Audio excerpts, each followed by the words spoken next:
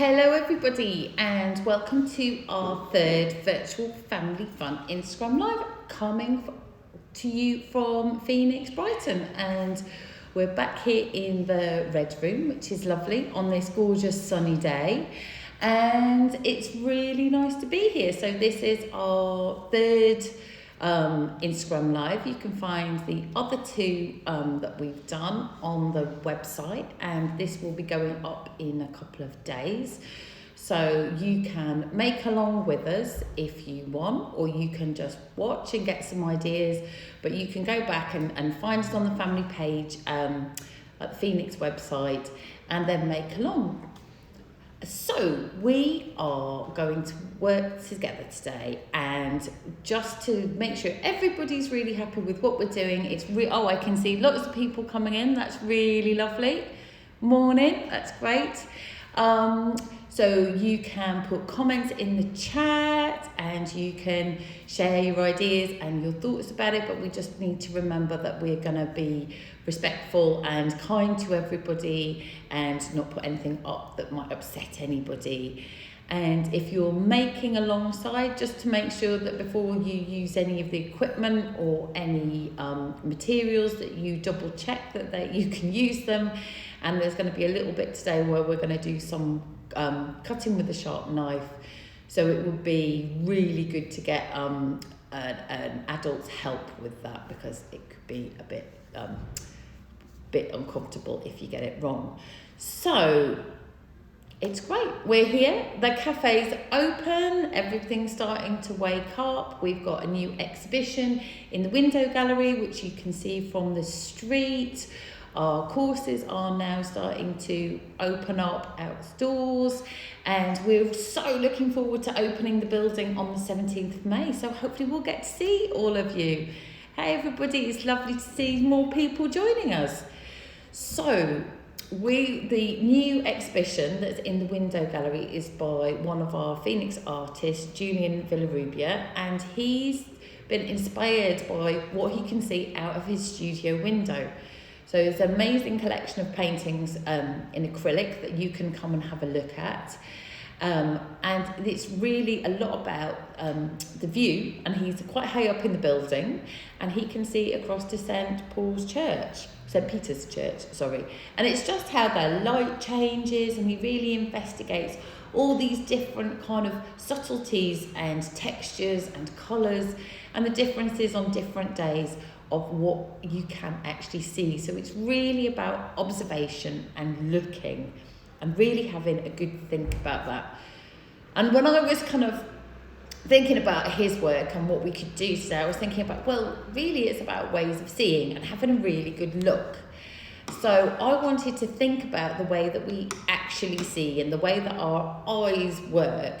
And as we do that, we're gonna, we have these kind of technical mechanics within our eyeballs, but they're all slightly different.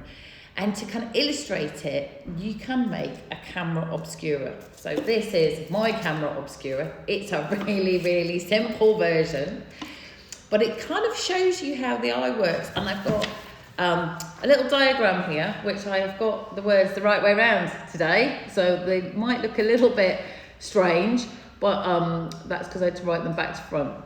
So basically, the way that your eye works is, you see something, a tree, and there are straight lines of light which come in to your eyeball, and they come in through your pupil here. So the little black dot in the middle of your eye allows the light in, and then all the colours around that are little muscles, so they open and close your pupil, just to let the right amount of light in so that you can see. So we know that when it's really dark, our pupils get really big so we can take in more light. When it's really bright, our pupils shrink because we don't need so much light in. So these light lines come in through our pupil, and then we've got a lens there that focuses the image, or doesn't focus, depending on how your eye works. And that's why we've got glasses to help those lenses. And so the lines come in, and then they cross over, and on the back of your eyeball is projected the image of what outside. So you can see here's the tree and it's projected across the back of your eyeball here. So here's this eyeball, here's your pupil, here's the tree, but it's upside down because as you can see, the light is crossing over here. But thankfully we don't see the world upside down, otherwise it would be a really, really confusing and very difficult. And so we have an optic nerve here which takes this image and takes it up to your brain, and your brain then rereads the image and flips it over so that actually we can see in our brains actually what is out there. So this is quite a nice simple diagram, and I find things, you know, although the diagram's great, I find sometimes things quite tricky to understand until I can actually make it and really investigate how it works. So that's what we're going to do today. So, oh, there's loads more people coming. Hi, it's lovely to see you all. It's great. We're all making camera obscuras today. And if you check I'll just, you know, we're going to have this video posted on the website, so you can always check out the preamble for this. So, a tube, a crisp tube. So the first part of the project is to eat a whole load of crisps, share them out, which is always a happy thing. And we get our crisp tube. This is going to be our eyeball. And so what we need to do is we need to make sure we get the metal end. We get the metal end, and we are going to measure from the metal end. So, got my ruler here, and I'm going to measure, and a really good marker. You need something that's going to really kind of make a strong mark. And so it's all about measuring about 6 centimetres from the end, and then kind of making these marks all the way around. So here we go. So camera obscuras, I love them. They're really interesting. There is a brilliant film on YouTube by David Hockney, who talks about the way different artists have used camera obscuras, or his theory about how different artists have used camera obscuras to make work and make really precise work. And so he talks about Vermeer, who makes very intricate interiors that are very beautiful, and Jan van Eyck, a lot of the Dutch and Renaissance painters, they used them and to make these very detailed works that when they were learning about perspective. So this has got a very art historical background, and so it's really worth checking out this film. So as you can see, I've got all these marks all the way around at 6 centimetres, and then I'm just gonna draw them together. So it's not gonna be perfect, but we're gonna make it as good as we can. And so we've now got our little line all the way around. This is the bit where you are going to need a bit of help. So we've got this, we've got our line, and then I've got a Stanley knife here. You could use a bread knife, as long as you get the okay at home. But you need to be really careful. So the rules with Stanley knives are you always need an adult to do it for you. Mine's got a safety catch on, so I'm going to take it up there, and the safety catch is on. And you need to cut it away from you. So when we're cutting it like this, so that if the knife slips, doesn't slip into your body. So you cut it sideways, so just in case. And then it's just a case of very carefully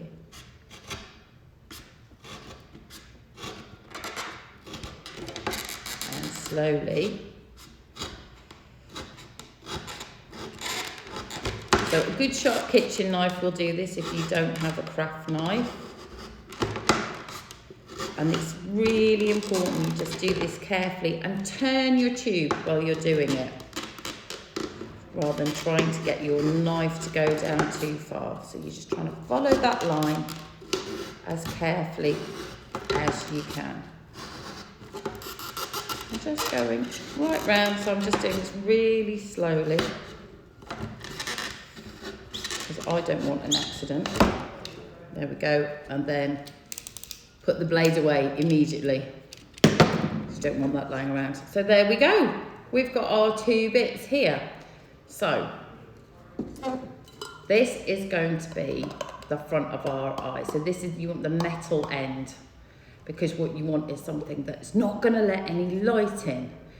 So it's really important that it's really well sealed. And this is why these tubes are so good, because they're really great. They're much stronger. You could also make a cardboard roll if you wanted to and just seal over the end. But these are just a great structure. So when we get our metal end, we need to make our pupil, we need to make our hole in the end. So I've got a pair of compasses. So you might have that in a school kit, or you could use a drawing pin, but you need something that you're going to be able to puncture in, because it's quite a solid surface here. So what I'm going to do is I am going to just right in the middle, in fact you can mark it, and you just want to make a little hole. So I'm just going to mark that there, and push it in. Just got to give it a bit of welly. That's it. There. It's quite satisfying. So there's just one little hole. You don't need it any bigger than that. So that's quite easy. Or if you don't have a metal tin, and I've got another camera obscura that I made over here with a cardboard box, and at the front of this box I've cut a hole out of it, and can you see I've put a layer of foil over this hole, and there's a tiny little hole that I've put in there. So if you were making a camera obscura out of another box, you can just cut a little hole out, use a nice piece of kitchen foil, and I'll just show you the way that we can do it on this one. So you just get a piece of foil, and you want to make it as tight as possible. So you get your foil and you push it down. So over here I'm pushing it down over there to get it nice and tight. If you were doing it on a box with a hole, you just spread it out and then you tape it down very securely, because what you don't want is you don't want it moving at all. And the thicker your foil, the better. And then you don't need a pair of compasses. You can just use a pencil or a pen or an earring, whatever you've got. But you've just got to do it very, very gently, because it's really easy to rip. But of course, if you do rip it, you can just take the foil off and try again. That's easy. So we've got our hole in our end. So that is our pupil for our eye. So if we look back here, this is the bit that's going to let the light in. And now what we need to do is to make the retina at the back of our eyeball. So we need a little screen where the image at the front will be projected onto. So there's our pupil. So we get our other bit of tube. So we're going to use the bit that's, that we've cut, the side that we've cut, and we're going to make a screen. So you need something like tracing paper, or very handy greaseproof paper. I use that a lot. So you need a bit of greaseproof paper. So you get yourself a sheet or tracing paper. Tissue paper is probably a bit too delicate. You want something that's got a bit of tension. And then you put your tube down on top of it. And then you just draw around. So there we go. So we can see that we've got a good circle there, but what we want to do, it's got a bit of a greasy finger mark, so I'm just going to do another one. So we don't want a greasy screen. So we'll just draw back around there. And then what we need to do is we need to cut a bigger circle around it, because we want some excess. So I'm going to draw, and you can just do this freehand. So it's about 2 or 3 centimetres bigger all the way around. And then it's a case of just chopping that out. So just get a pair of scissors and cut that out. And then this is going to be the screen on our back, on the back of our eye. So when artists in art history have made camera obscuras, they have made them by turning whole rooms into camera obscuras, which you can do by blacking out windows and putting a little hole in the middle to let the light in, and then the image of whatever is outside will project onto an internal wall. And so this is what artists did. So they created whole rooms with a little hole with a proper lens so they could focus the image, and the image of whatever was in one space would be projected onto the wall. They would have their paper or their canvas on that wall, and then they could trace really carefully the image and make a really accurate painting of what they could see. And so they didn't have to rely on learning the laws of perspective. So here we go with our screen. So we're just going to put this over the top, and I'm going to do it on the right end because I was just about to do it the wrong way around. So I'm going to balance it on top, and then we need some tape. Masking tape's much easier than sellotape to use if you've got it. So I would get a few pieces ready. You can just rip them off really easily. And then we want to make this screen as tight as possible. So we want to get some nice tension. So when you're making things with tension, you always do opposites. So I am just taping down one side here, and then I go to the opposite side of the tin and tape down the other side there. So you can see we've got it like that. And then you do the other sides here. So you're trying to get the best kind of cleanest tension all the way around, because you'll get a sharper image if your screen is flatter. So we've got one there, and then another one there. So that is now holding that down, and then it's a case of wrapping it round, so then you can just go a bit wild with the masking tape. And oops, that side's just done.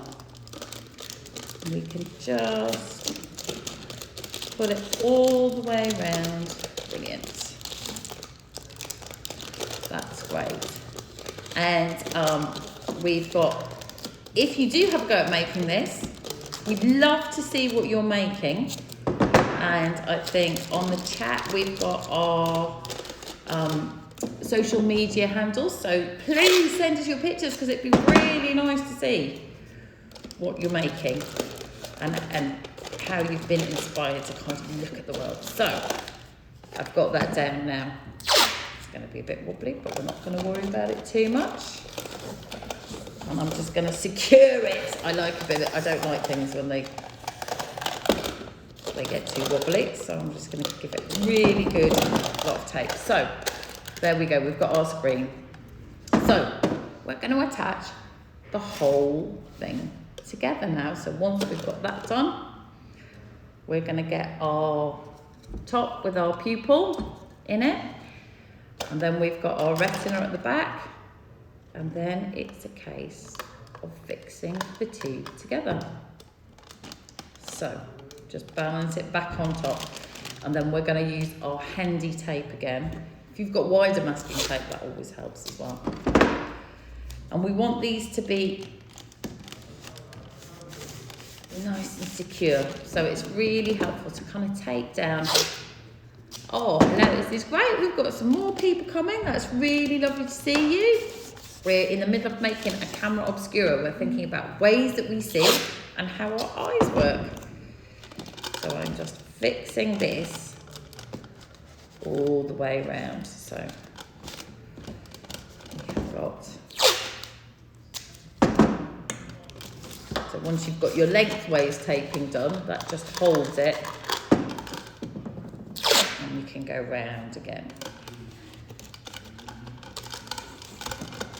And I'm never stingy with tape. Obviously, to make it kind of quite secure, we want to try and cover up any gaps, because the main thing is that we don't want to let any extra light in. It's really, really important that we keep this as secure as possible with as little light in as possible, because we want all the light to be coming through here. This is our projection. So there we go, we've got our tube back again. Slightly wonkier, but that's all fine. And it's got its pupil and its retina in there. And then just to make sure, absolutely convince ourselves that we are not going to have any light in, we're going to use some foil. And we're going to wrap a load of foil around it. Or if you've got thick paper or black paper, that's really good. But it's really nice to have something that will just totally cover it and just seal it really beautifully, because any light will just really not will distort all your images. So I've got my foil and I'm just wrapping it all the way around. Easy peasy.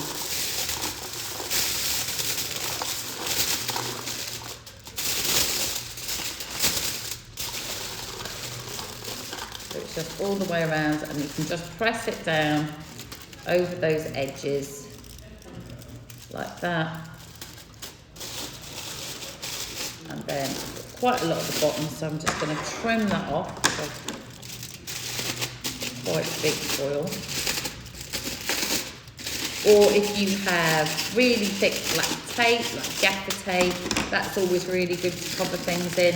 That really helps because that really secures it, but you just need to make sure all the light is out. And then of course, once you've got that, I'm just going to tape that down to make sure it doesn't unroll. So that is it. That is how simple it is. So what we can do, I mean, you can decorate yours and you can do all kinds of things to make it look more exotic. But I'm going to show you another one that I've made earlier, which is bigger, and then we're going to have a little look through it. And I'm just hoping that the sun's going to come out again, because it makes a big difference on a bright day, because as we know, when there's more light, we need a smaller hole. So if you're experimenting with this and you've got a very dull day, you can always make the hole in the end bigger to let more light in. But I just want to show you this other one. You can make camera obscuras all kinds of sizes. So this, as you can see, is a pretty big cardboard box, which is great because you can actually put your head right in it. And I've made them before with covers on so that you can kind of stand inside them. So I'm just going to... So this is the box. I cut the hole. In fact, I can take this off and show you. So this is just a hole at the front. So the box was all taped together, all nice and secure. And then here's the hole at the front. And you can do this with any size box. Shoe boxes are really good to make this with. And then we will cover up the front with a piece of foil like so. So I'm just going to get my tape out again, trusty masking tape. 2, 3. So as long as you've got something, and this box, I don't know if you can see, I painted black inside. So it's all painted black because that really helps to absorb the light. And then you can see the screen inside of it in here. Let's just have a look at that before I put the end on. So I made a cardboard frame with another bit of box and just taped tracing paper to the inside of it. So you can see in there that actually it's got its own screen. So we can see the light coming through here. There's my hand. And there's the screen to project on. And then just to make the pinhole at the other end. Oops, just attached myself. we're going to use this piece of foil over the front. And I'll just trim it down so it's a better size.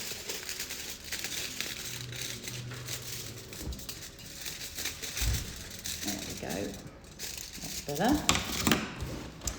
And then we tape it again, and we do the opposite corners taping again.